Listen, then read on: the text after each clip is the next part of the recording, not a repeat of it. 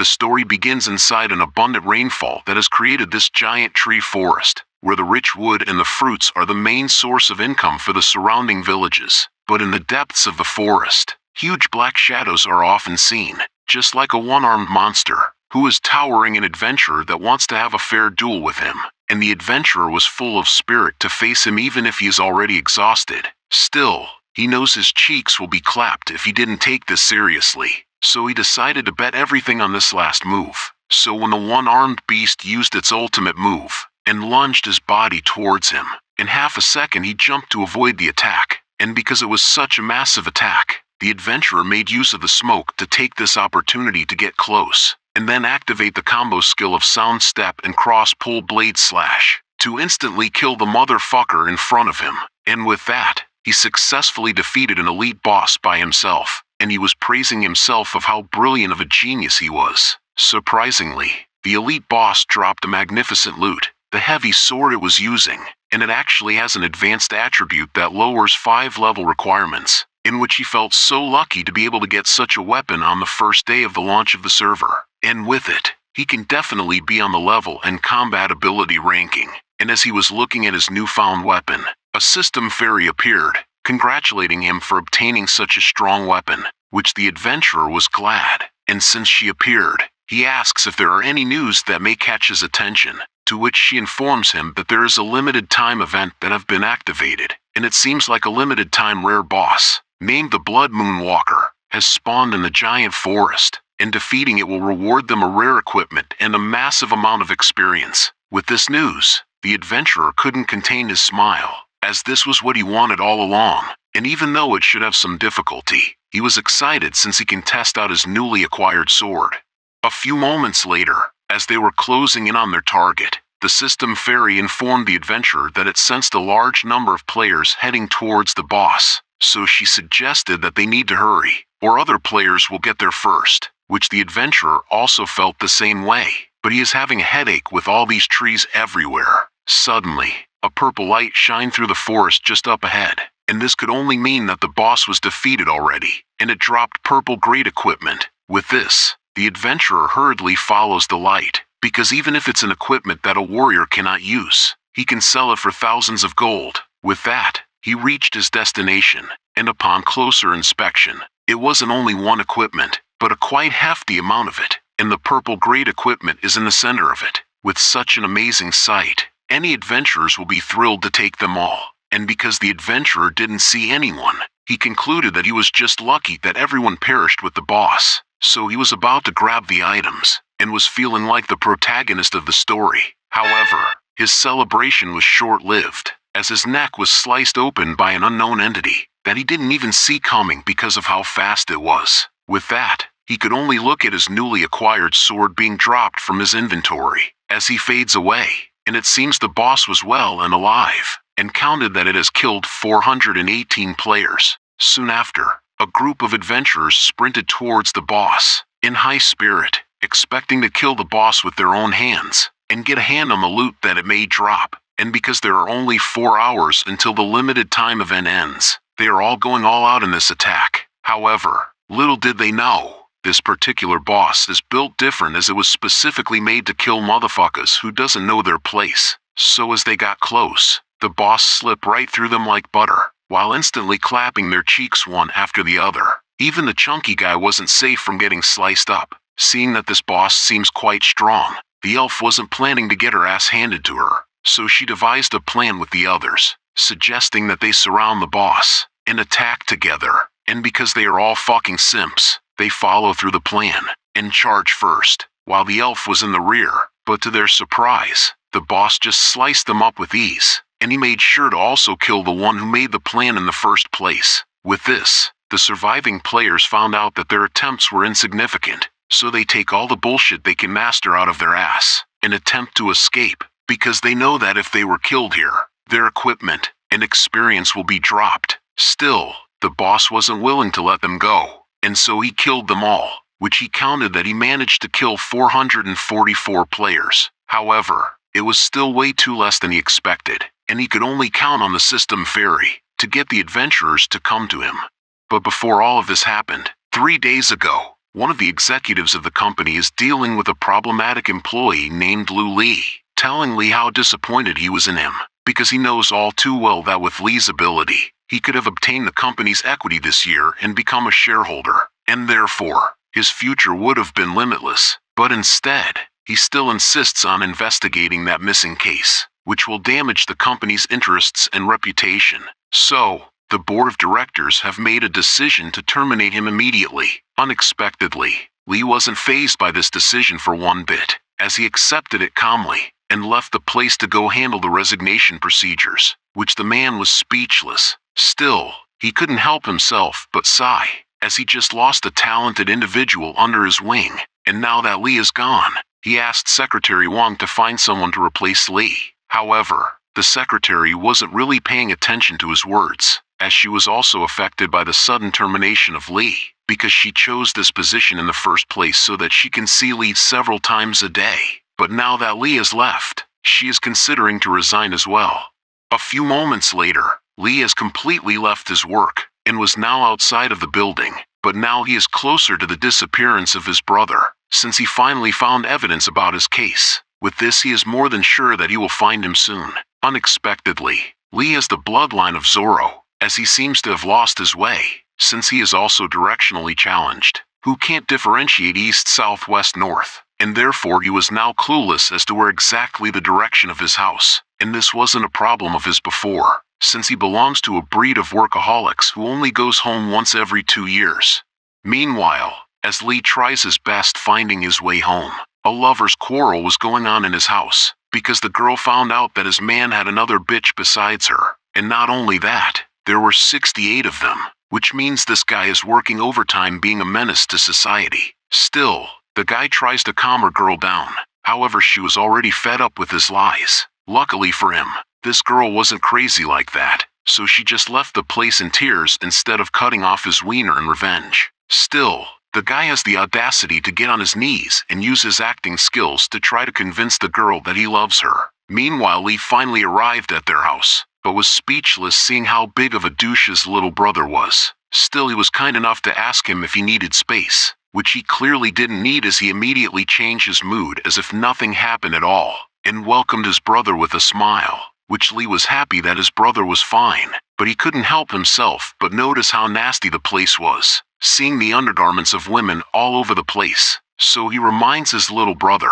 that he has to pay attention to household hygiene when he lives alone, and show some restraint in his private life, to which he just laughs it off, and explains that he is just lonely since he just left him all alone in the house. So to prevent such thing to happen again, this time he should accompany him for a few more days, and not leave in a hurry just like the last time, to which Lee clarified that he was about to do just that, because now he found evidence on their big brother's case. This news came to a surprise, which made his little brother happy. Still, it wasn't the time to celebrate yet, so he instantly changed his demeanor to a more serious one, as he tells his brother Lee that the device he asked him to prepare is ready, and tonight at midnight is the time of Fate Fantasy Moon's official server launch, and they were looking forward for this, since they speculated that the reason why their big brother went missing should be related to this game.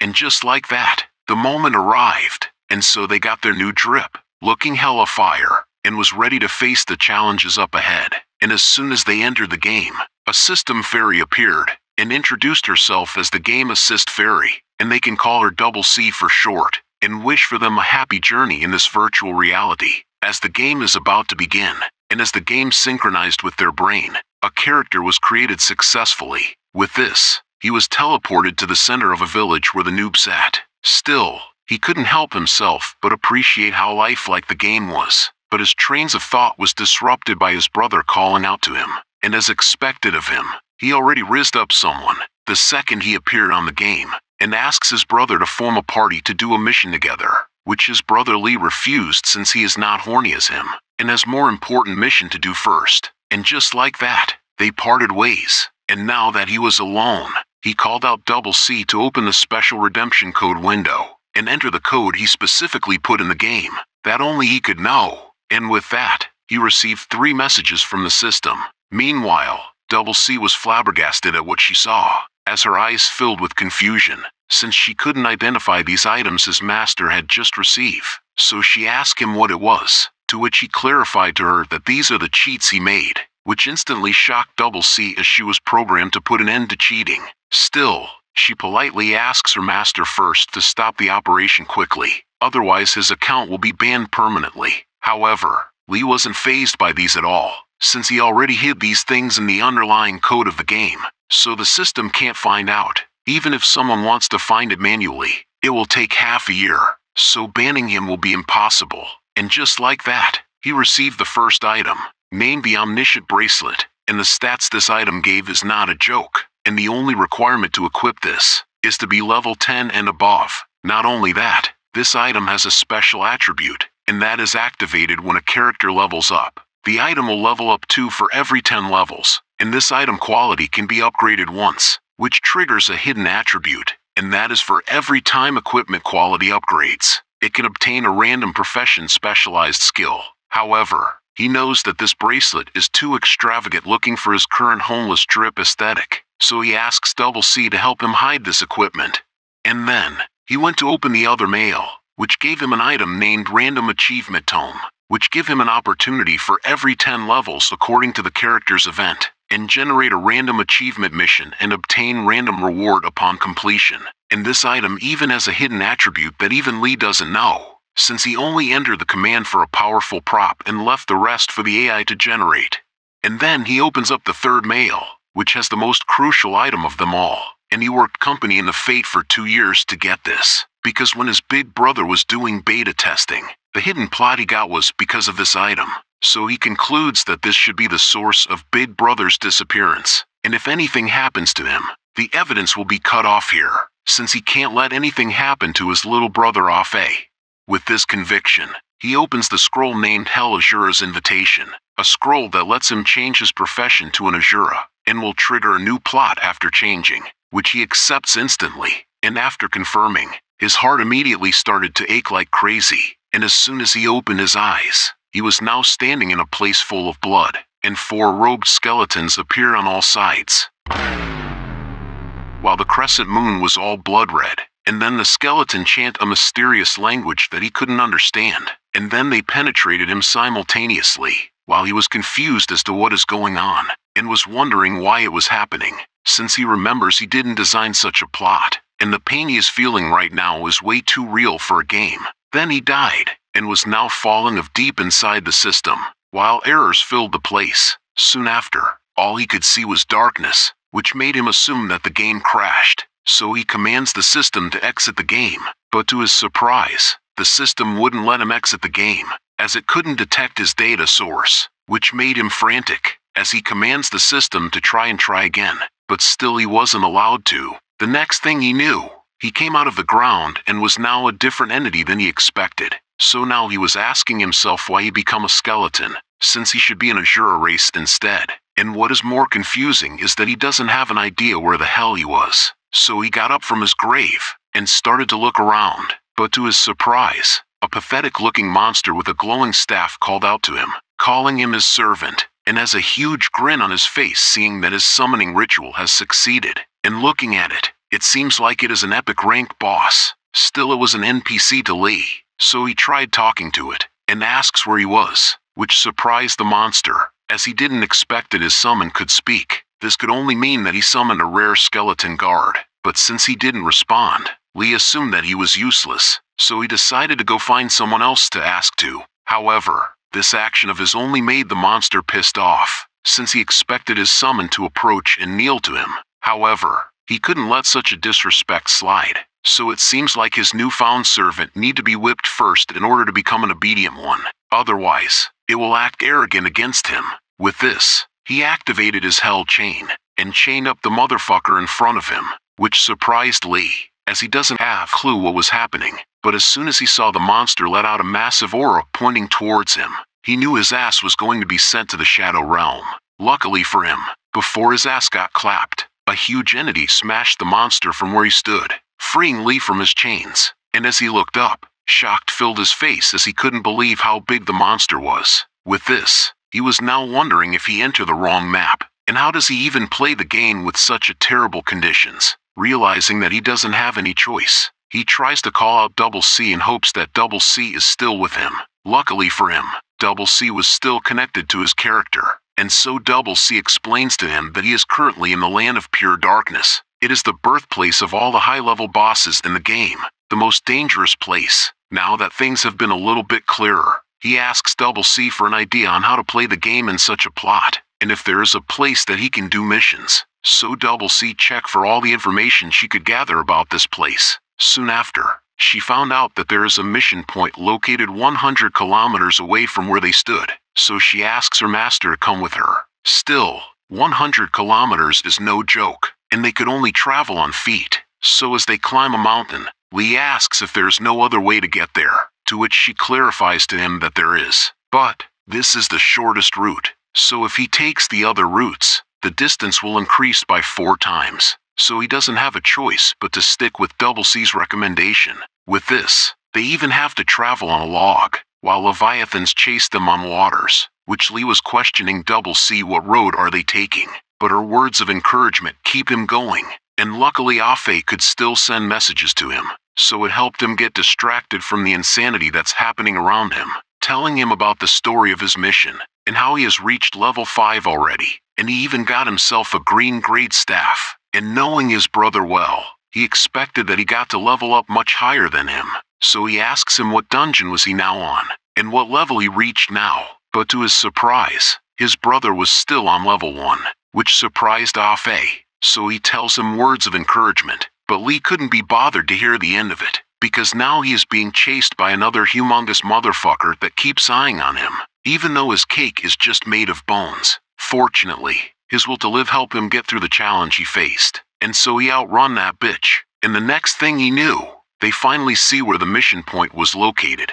and even with the distance, they could see entities lining up to enter this huge place, and getting close to it. Double C estimated that it would take approximately 2 hours if they lined up to enter the main gate, but Lee saw that there is another entrance where no one is lining up, so he tells Double C about it, to which she clarifies to him that it is not the planned route. Still, we have wasted too much time already, and the route she planned was too rigid, so it really doesn't matter to him now, even if it isn't the conventional way to get in, as long as he can enter the city. With this, they arrived at the red entrance door, which 2 giant boar guards stopped his advances to ask his reason, to which Lee explains that he has something urgent to do, so he asks them if they could let him in, which made the boar guard smile, as he understood that it is normal to have urgent things to do.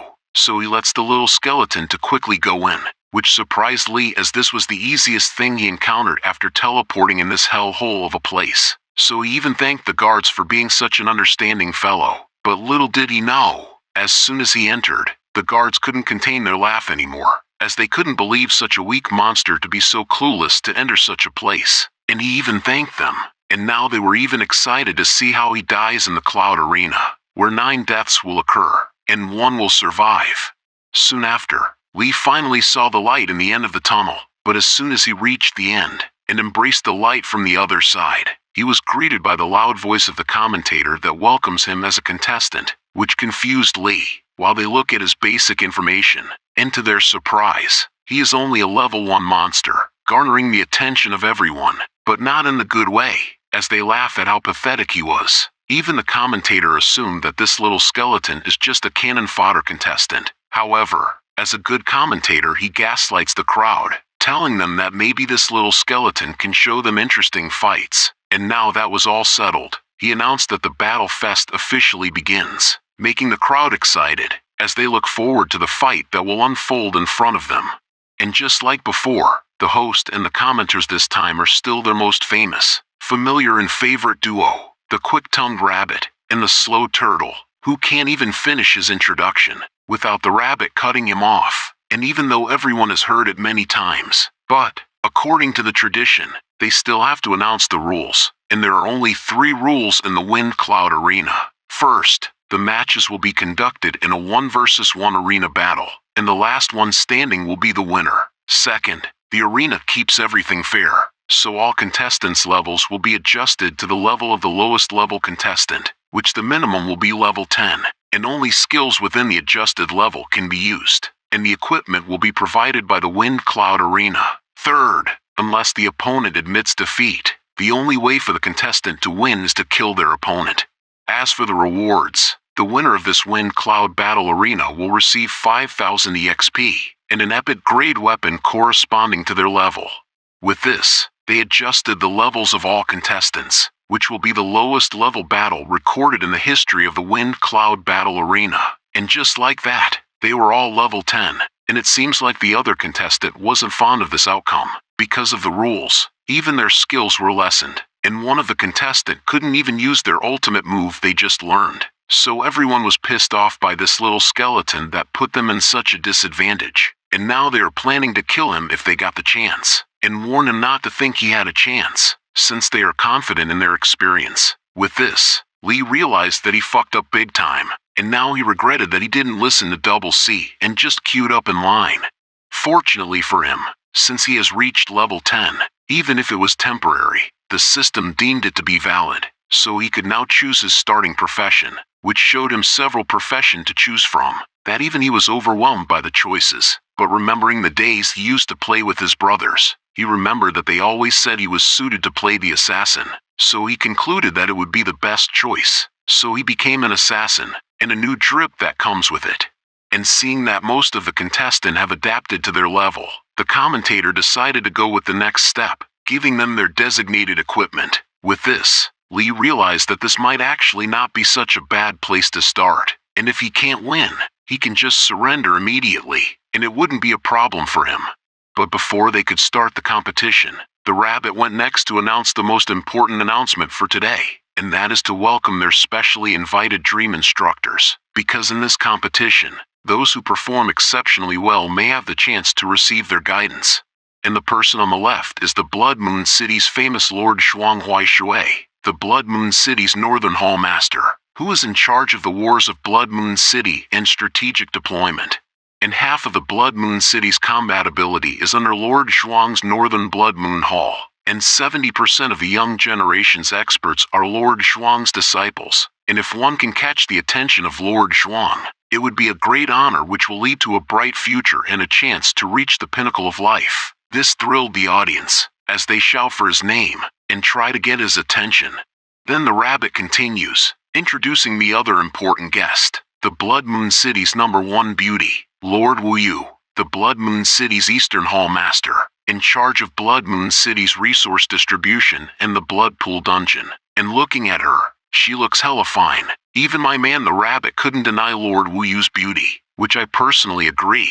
At the same time, her strength is unfathomable. But Lady Wu Yu has very strict criteria for selecting her disciples. Therefore, so far, Lord Wu Yu has only accepted one disciple. And Lord Wu Yu's one and only disciples is the unparalleled genius who has achieved 10 consecutive victories in the Wind Cloud Arena and shocked the Blood Moon City, Hani Xiao. Her appearance also excited the audience, but knowing how ruthless and short-tempered she was, they wouldn't even dare to shout her name out loud. But on the other hand, Lee was in shock to hear the name of Wu Yu disciple, Hani Xiao, the name of his big brother. With this, he finally have another clue about his brother, and the woman named Wu Yu must know something, so he was thinking of a way to get close to her. But since he openly kept looking at her, he unintentionally caught the attention of Wu Yu, but in a bad way, since she was now thinking if she should just crush him on the spot. Luckily for him, she decided to let it slide, since Zhuang is right beside her, and he may manipulate the decision if she does something quite stupid. But because of this, she was now contemplating on killing Zhuang first. But with everything out of the way, the rabbit announces the start of the competition, so all their attentions were diverted towards the match. And their first match starts with the most highly anticipated Wind Cloud Arena contestant, Blood Claw, from the Blood War Lion clan. Born with an epic grade bloodline, the Blood War Lion clan naturally excels in battle, and Blood Claw is the representative of the new generation of Blood War Lion clan. And his claws are invincible and incredibly sharp, and he is widely recognized as the favorite contestant to win this competition. And just as the rabbit had just said, with one swing of his claw, Blood Claw won with an overwhelming dominance. So, they went on to the next match, with the zombie swordsman, Beilei, from the Great Sword Sect, which is one of the newly emerging factions in the South Moon Hall. And Beilei is the vice captain of the Great Sword Sect. He is said to be quite famous in the South Moon Hall. His sword is fast, precise, and ruthless, there have been countless experts who have lost their lives to him, and as expected, he also won quite easily. And they went on to the third match, and the winner is the dual-blade demon, Ske.leton, and he is from the faraway wild, and he fought as the Blood Moon City. His combat ability is not to be underestimated, but what surprised them is the next round, as they didn't expect that the cannon fodder contestant actually won. Even some of the audience was baffled as they couldn't even see how he managed to defeat his opponent, because of how fast it was. With this, things just got interesting. So, the Rabbit decided to quickly begin the exciting and thrilling second round of the quarterfinals of the Wind Cloud Arena Battle Fest. With that, the first match was with Lee versus the dual-blade demon Ske.leton. But even before they start fighting, Ske.leton told Lee to just surrender, since he despises killing weaklings like him anyway, and a little skeleton like him is not qualified to make him attack. But Lee was just there standing menacingly, as he let this bitch yap his mouth for the last time. Meanwhile, on the other side of the game, Afe has wiped out all the goblins with his firebolt, rizzing the girls besides him, and was being the main character of his own story. But even with all the praise he got from the girls beside him, he was still convinced that if they see his second brother, they will know what amazing truly means. A true brotherly admiration from him doesn't change, as he wonder what his second brother doing right now, and if everything is going smoothly for him. And just like what he thinks of his brother, he was now facing his opponent without a single fear in his bones, as he approached him calmly, surprising everyone, as they now realized that this cannon fodder indeed has a backbone. But still, Ske.leton wasn't taking him seriously, as he looks down on Lee, and plans to end this match quickly, so he used his burst slash to instantly appear in front of Lee while striking a devastating attack. But to his surprise, Lee manages to dodge it. Still, he refused to acknowledge Lee's skill, so he thinks that he is just lucky to dodge it, and therefore he used the same attack twice, which Lee dodges it again. So Ske.leton decided to use his Rending Void skill to change things up, but somehow, Lee dodges it again without trouble, surprising everyone that witnessed it, as they wonder how he just keep doing it. But little did they know, Lee is goated with battle IQ, so he already managed to calculated the length of his enemy's arm, with the length of his weapon, and by subtracting his enemy's palm grip length, he concludes that his opponent's maximum swing radius would be less than 2 meters, and as long as he can maintain this 2-meter distance between them, the probability of him getting hit by his attacks is low. But still, he needed to be aware of other skills such as weapon throw, or long-ranged skill, and so he also calculated that the enemy's skill has a half-second cast time, and the skill's flight speed is around 160 kilometers per hour, and with his reaction speed, it isn't hard for him to dodge his attacks. And now that he has created more distance between them, the next move he's most likely going to use is the burst slash skill, which is a straight line charge skill, but during its user's movement, it will momentarily cause the character to become immobilized. So, if he can make use of that moment, he can win. At the same time, the audience was helpful in stirring Ske.leton's emotions, doubting his skill, since his attack was easily dodged by the cannon fodder. With this, Ske.leton was now pissed, so he lost his cool, and was now damn serious in killing the little skeleton, and just as Lee expected, he used his burst slash, and so, Lee executed his plans effortlessly, while activating his critical hit skill, to kill Ske.leton in one blow, surprising Ske.leton, as he didn't expect his dream of becoming the Lord of Oblivion would be crushed by a little skeleton, while the crowd goes wild, as they were in shock to witness the cannon fodder become the dark horse in this battle fest, and so they look forward to his performance in the upcoming finale. Even Zhuang thinks that the skeleton is quite interesting. However, this display of skill wasn't enough for Wu Yu, as she assumes that the skeleton is just a little smarter and nothing special. But since he has kept her from being bored, she decided to reward him a bit more time to look at his skills further, while Zhuang was convinced with Wu Yu's words, since it is true that the lowest ranking bloodline will be useless no matter what. And then, they went on to the next match, where everyone was convinced it to be the championship battle, since it is with Blood Claw against the zombie swordsman Beilei. And just like with other contestants, Blood Claw tells Beilei that he should already know it clearly that he is not a match for him. But still, Beilei wasn't fazed by such claims, and even though his bloodline is inferior to him, he was confident that as long as he has his sword in his hand, Nothing can stop him. And with such conviction, Bailey used his combination skill called Flowing Dance Leap, which was a combination of the water dance and burst slash, and become 5 times faster than Gear's burst slash, to sever Bloodclaw's head in one attack. And as his blade comes close, Bailey was confident that it would connect, and therefore showing to everyone that bloodline aren't everything. However, he soon realized that he is not that guy. You're not that guy, pal. Trust me. You're not that guy. As Bloodclaw looked at his blade, and started munching it like the caped Baldy, and now that he made his opponent's blade ineffective, it's his turn to attack, using his dual blazing claw to kill him in one go. And Bloodclaw was an out-of-pocket guy, as he insults his opponent even though he was dead already. And with such outcome, the crowd goes wild, and started chanting his name. Even the rabbit assumes that they are looking at the future champion of the Wind Cloud Arena, without considering the last match. While Zhuang also felt the same, so even though his bloodline isn't pure, he deemed this little lion to be fitting to be nurtured by him, while Wu Yu on the other hand wasn't convinced for one bit, as she deemed this lion not even fit to guard her gates. At the same time, Li realized something wasn't adding up, as he couldn't believe the lion to actually bite through Bailey's weapon. Since the weapons are distributed by the arena, they shouldn't be destroyed so easily, unless, even after the lion's level was reduced to 10, his base level was reduced to tributes far exceed the average value. So, it seems like he will have a tough opponent to deal with. However, his train of thought was disrupted by the lion, calling out to him, and unlike what he did to the other contestant, instead of discouraging him, he challenges the little skeleton to come to him, and fight him head-on, since he haven't had enough fun yet. But this provocation of his didn't affect Li, as he was smart, and if his previous analysis is correct, he is no match for him.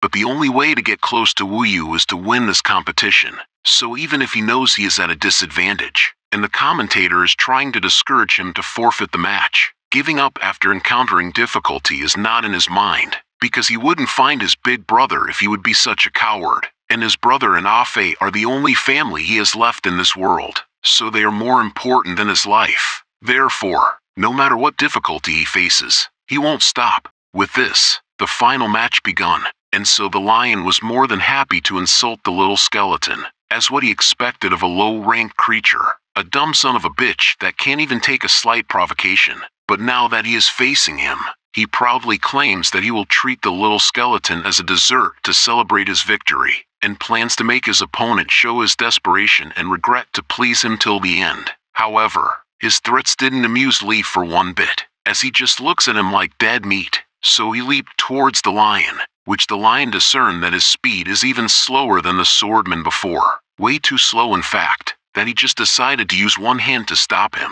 But to his surprise, the little skeleton just dodged it quite easily, and was now behind him. Still, he dodges it, but now he was reminded that this little skeleton was an assassin, and it seems like he was just pretending to caught him off guard. But it doesn't really matter, since he is still a trash in his eyes, so he used his long-ranged skill to counter, but this was also dodged by the little skeleton. With this, the lion wasn't smiling anymore, as he realized that he is fighting with a flea that is just planning to dodge his attack. And what surprised him even more is that he was now bruised by the one he thought was trash, while not even knowing how he managed to do it, so he took it as an insult, an unforgivable act, since he is Bloodclaw, the noble leader of the younger generation of Blood War Lion clan, so it is an insult to be injured by a lowly trash. With such an outcome, he was pissed more than ever, so he activated his skill, the Blood War, which increases strength and critical hit by 20% for 15 seconds, to kill his opponent in the most humiliating way possible. But seeing Bloodclaw use his skills made everyone assume that the cannon fodder is actually on par with Bloodclaw. Even Wu Yu was now intrigued at what this little skeleton will show her next, since it is strange to witness a monster with a low level and bloodline of the lowest caliber to deliver such kind of amusement to her.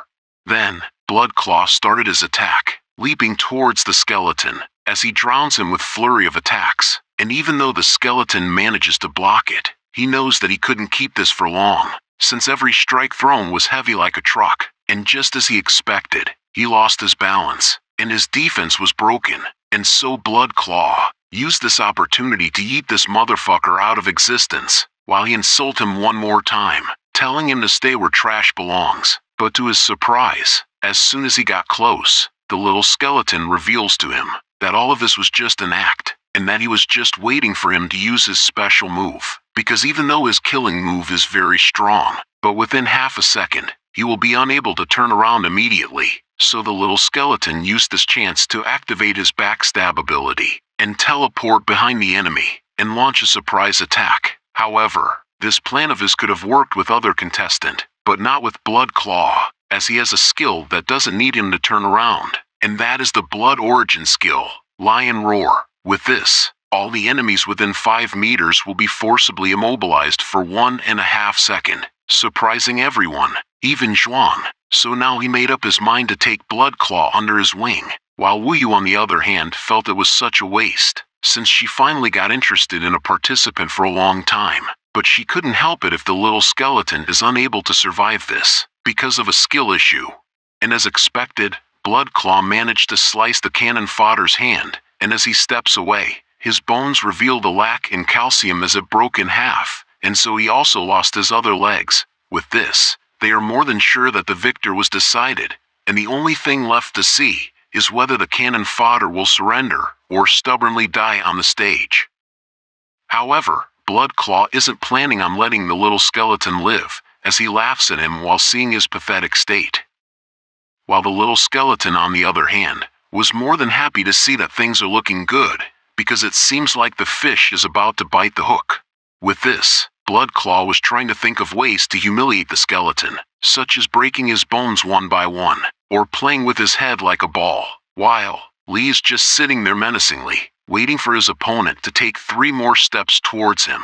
And with that, Blood Claw stepped on the little skeleton's dismembered leg to provoke him even more. But little did he know, this is what he was waiting for all along, and he stepped up and throws his dagger in front of Blood Claw, which Blood Claw assumes that it was just a puny attempt of struggle, so he just blocked it without thinking that much. But little did he knew, the little skeleton was still in control of his other hand, so it manages to throw the dagger, for him to use it while he activates his backstab skill, and with that combination, he severely injured the proud lion with 1 strike, immediately catching everyone by surprise. And because of how shocking it was, everyone fell silent as they couldn't comprehend what just happened. Luckily for them, they still have another commentator to break off the silence, and since he was being cut off the entire time, he took this opportunity to shine, busting out his magnificent voice to match the fight he just witnessed. And it has been too damn long since he has last seen such a thrilling comeback. So as the rampaging turtle, he took this as a mission to shed some light to everyone on what happened, and that this was all part of the cannon fodder's plan from the very start. He first displayed his speed advantage, and attacked the strongest while being weak. He then provoked Blood Claw, causing him to get angry, and when Blood Claw got serious, he purposely pretended to be weak, luring Blood Claw to use his ultimate move. But the most amazing part is while everyone thought Blood Claw was the one who severed his arm and leg, it turns out that it was actually Cannon Fodder himself who did it. In the end, when they all thought the Cannon Fodder was doomed, he used the skeleton's resurrection skill, which enables him to have spiritual connection to a fallen skeleton bone for a period of time, and made his ultimate comeback by defeating the stronger opponent despite being weaker. So, even if the little skeleton wasn't pregnant, he delivered, and so the Cannon Fodder will have a new title, the Moon Slayer, and he was now planning to put this lion on a shirt to prevent future problem,